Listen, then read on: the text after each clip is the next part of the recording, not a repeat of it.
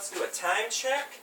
It is 8:50 and I've been up outside actually working, getting prepared for a workshop this evening. And I would like to say, never fear, I have been scraping out time to make bows. I've got the 3 paddle bows ready to rawhide back. I talked to Mike Yancey of Pine Hollow Longbows last evening. Mike is doing well. It's always a pleasure to speak to him. He's a great guy. Great guy. And I ordered 6 pairs of rawhide strips for my first 6 bows, parlaying it in because materials cost, so, you know, sell the 6, then buy tons and tons of rawhide strips. Really going into production on the paddle bows. I spoke with Mike about selling bows, and he's of the same mind I am. This is not negative in any way, but both of us, when we sell a bow, we don't want to see it again. You know, and it's not that we don't like our bows, we don't want to have, like, things happen, which can.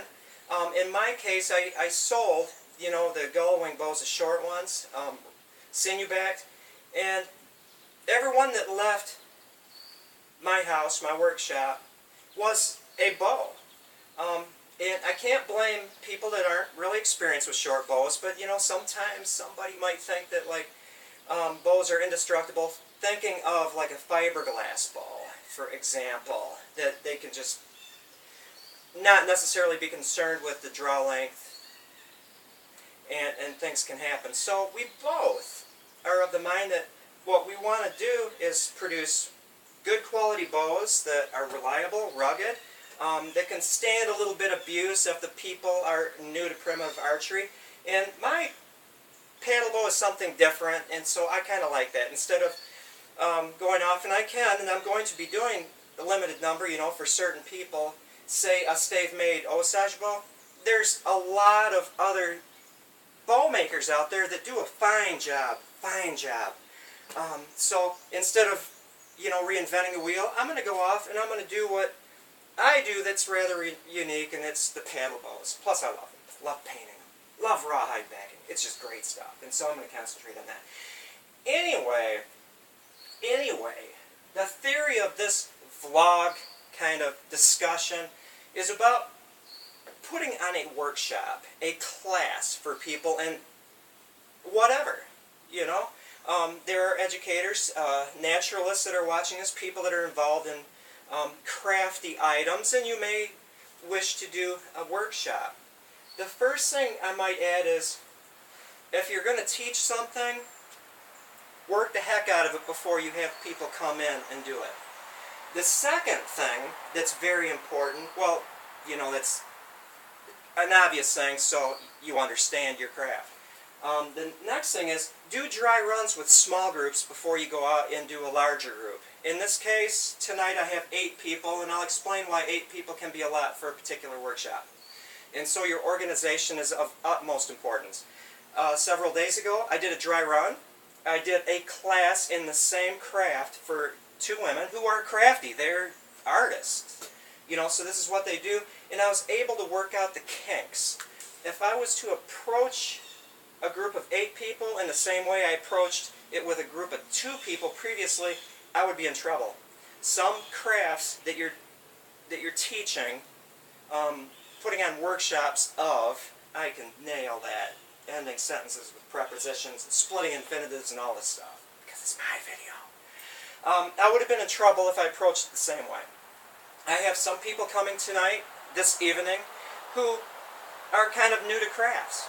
And so what I wanted to do was combine a class where they can learn stuff with, say, the difficult part already prepared.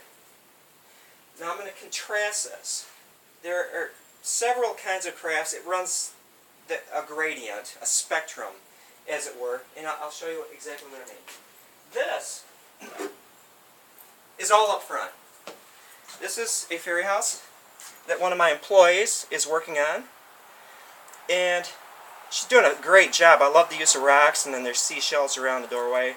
It's really popular. In fact, I'm going to produce, I make the plywood bases that people attach things to, whether or not it's moss or dried flowers, lavender, rocks, seashells, tops of acorns, what have you. I produce these, and I'm probably going to make a bunch of these things. My lovely wife just bought some plywood last night, so I can produce the form for the fairy houses because they're so popular.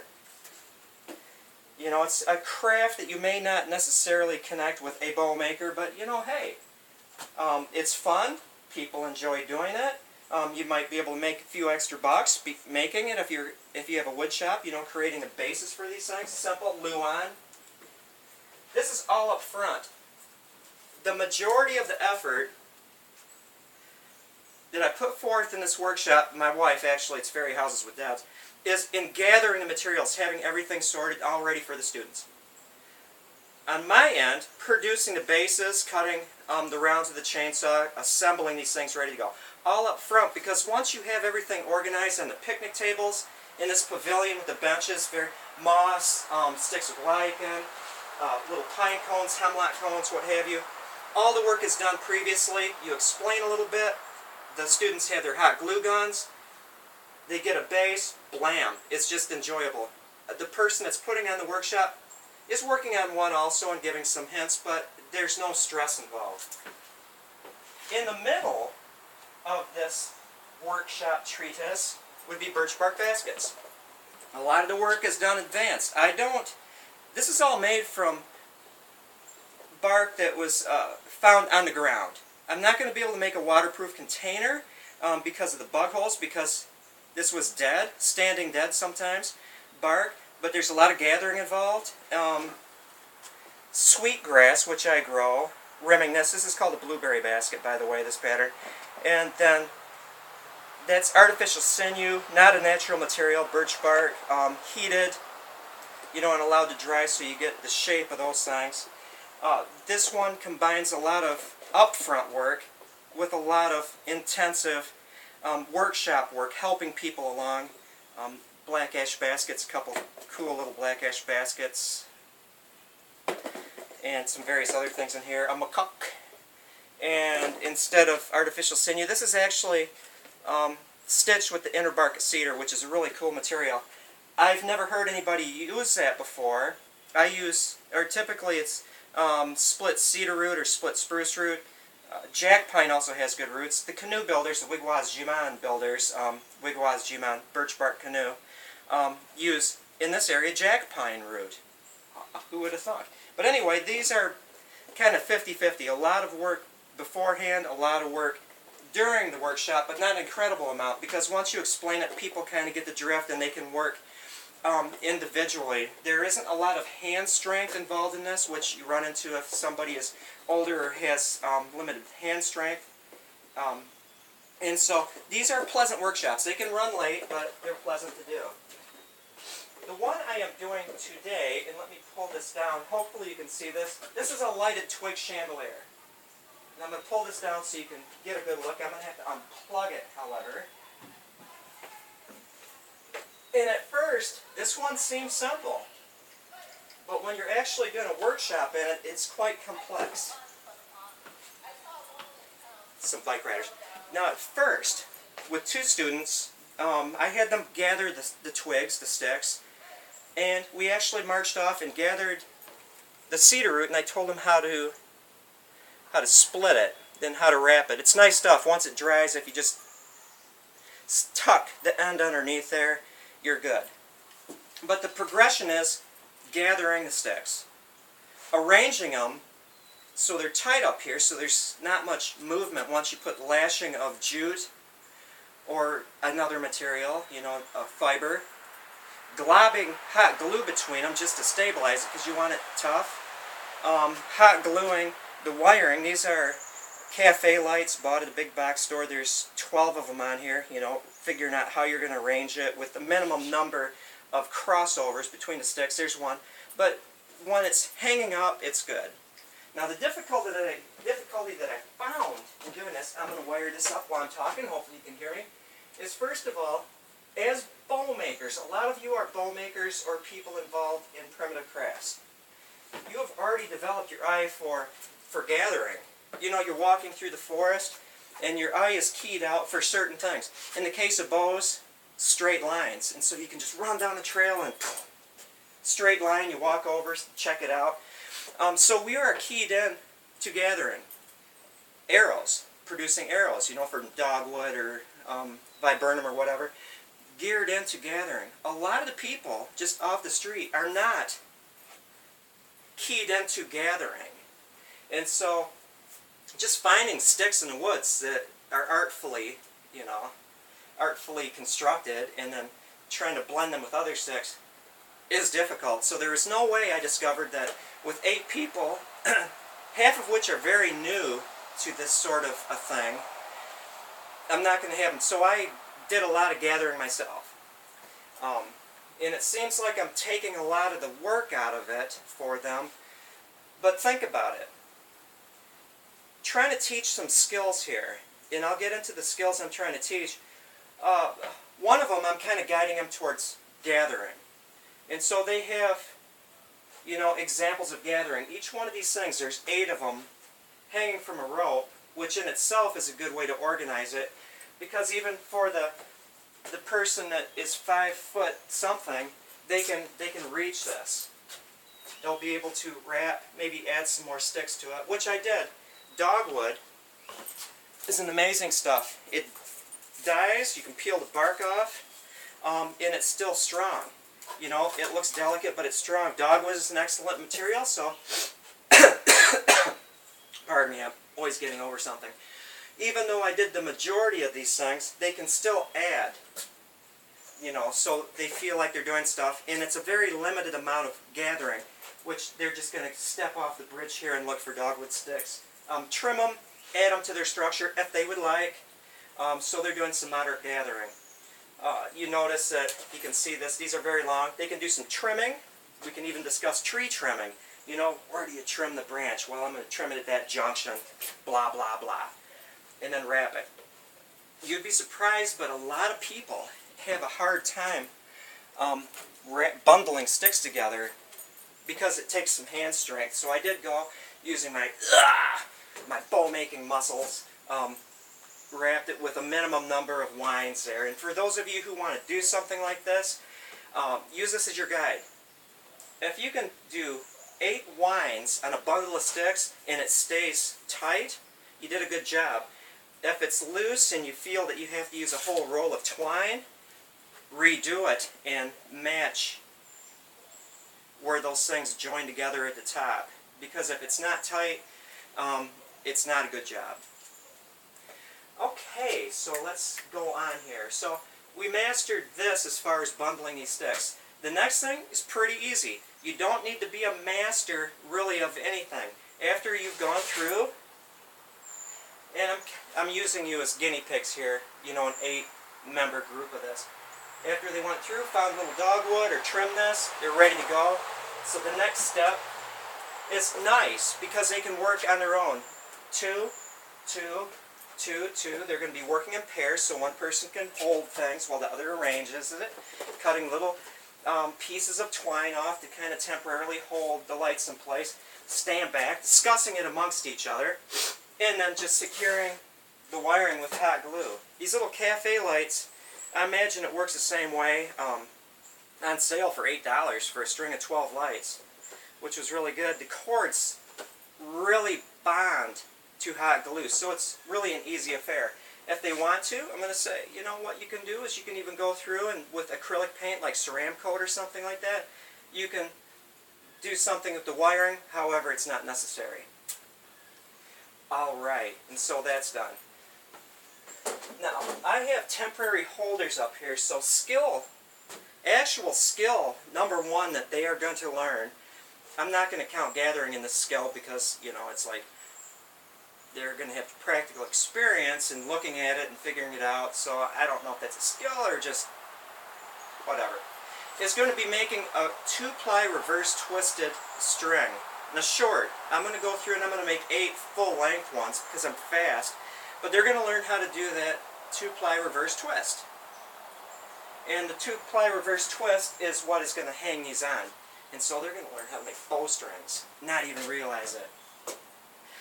Once they get that 2-ply reverse thing down, Everyone's going to be expected to make a length, not a long one. And I tell them, if your hands aren't cramping, you're not using enough pressure. We all know that, from making bowstrings. They're going to attach it to their wines. Little wine, little hot glue. They're good. And then, skill number 2.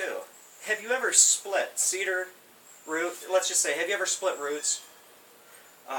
Or twigs?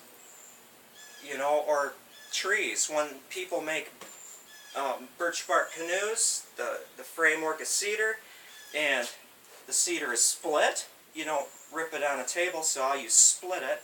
The same method goes. And for those of you who have never split either a root or a twig or a tree, in this method, is that you grip it in a certain way, you split it, and if it gets thin on this side, you bend it on this side, keep splitting it. If it starts getting too thin, off-center on this side, you bend it on the opposite side. They're going to learn how to split stuff. So even though they're not making these things from ground zero, I'm going to go out and gather cedar root. And I've got a nice area. I'm not going to have them walking around in there because they're going to get muddy feet. They're going to learn how to split stuff and then do the final wrapping. And so that is that. I guess what the major tone of this video is, if you're doing a workshop, make sure that you know how to do things backwards and forwards. Test it on several people. Get the kinks out of it. In an organization, I would much rather be up here. I started at 7 this morning. I'm going to be going till 10 o'clock this night. Tonight, we're also getting slammed because this is the first day of August, the heat of the summer, the tourist season. I would much rather put in the hours preparing these things in a clever way that will still allow people to feel as though they've accomplished something. There's trimming above that stuff too. People have different tastes. In order to not be scurrying around and panicking during the actual workshop. So I think I've got it. Every detail. 8 things. 8 students. A supply of dogwood from dead trees, still limber, very beautiful, artsy. Fill in. Some people like sparse arrangements. Some people like full arrangements. The lights are out. The wiring is a big thing. Hot glue. Look at this. I can't have just one box here with hot, so I called them and said bring extension cords. So hopefully I can have 2 power strips, and the hot glue guns with their extension cords will meet here and people aren't going to be tripping over each other. Put something down like cardboard on the benches here, because believe it or not, just working in where do you throw the hot glue gun when you're done, on the ground or this? The ground is fine, whatever, it'll peel up off the floor. Having enough cedar root, more than enough. And cedar root, by the way, if you split it, coil it, you can let it dry, and then before you use it again, you can just soak it in warm water and it'll reinvigorate itself.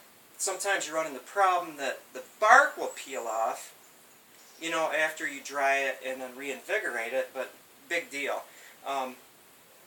Peeled cedar bark, when it's soaked, turns a nice brown. It's like a tea. If you soak it in warm water with the bark on, it acts as though it's the same as inner bark of hemlock, which is a nice red dye. That bark will stain it, so even though the bark peels off, it'll still be a lovely brown. Unlike spruce root, which is blonde. What else? And so that's it. I'm done yapping now. I have to figure out what the heck more I have to do for this workshop. Get ready to open and eat some breakfast. It's like, all I had this morning was coffee, and it's like, ugh, ouch.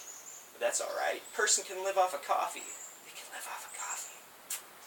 And I'm studying around. Everything looks good so far. What else do I need? Another pair of scissors, maybe more twine. Told them all to bring gardening gloves so you can work that and you're not going to burn yourself, because hot glue can actually cause blisters. I got it. Got it licked. I licked. Hopefully I'll carve out enough space and time today to work on some bows. Very good. Have a wonderful morning. Oh, I need to add that please do not believe that I'm complaining about not getting enough sleep and working too hard. When it's like people are coming to take workshops from me. People are visiting this preserve because it's beautiful, and I love chatting with them, and they appreciate that. After my article in Primitive Archer on the paddle bows, and even the book I wrote, A Bowmaker's Notebook, available on Amazon. Shameless plug. Everyone needs that book for their collection. A Bowmaker's Notebook, an ebook and paperback. You know, I'm not getting rich on this. I'm having fun. It's nice to be needed. It's nice to wake up, and even though you're kind of dragging because you don't get enough sleep and you're just on to go all day, it is great to be needed. Love that feeling. Never waking up wondering if like my life is worth it, because apparently it is, because people are coming to learn stuff like this. People want my bows. Life is good. Life is good. Okay, that's it. Bye now. Have a good one.